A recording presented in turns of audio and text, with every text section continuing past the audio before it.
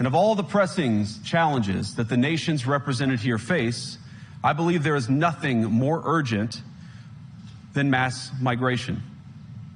Today, almost 1 in 5 people living in this country moved here from abroad. That is, of course, an all-time high. It's a similar number, by the way, in the United States, also an all-time high. The number of immigrants who entered the EU from non-EU countries doubled between 2021 and 2022 alone, and of course it's gotten much higher since. And we know this situation, it didn't materialize in a vacuum.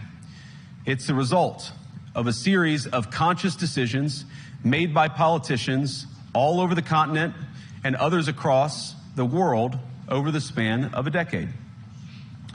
We saw the horrors wrought by these decisions yesterday in this very city.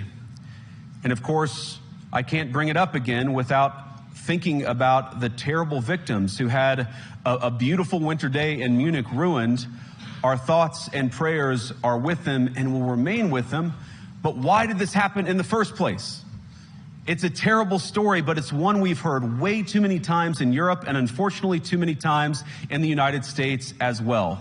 An asylum seeker, often a young man in his mid-20s, already known to police, rams a car into a crowd and shatters a community.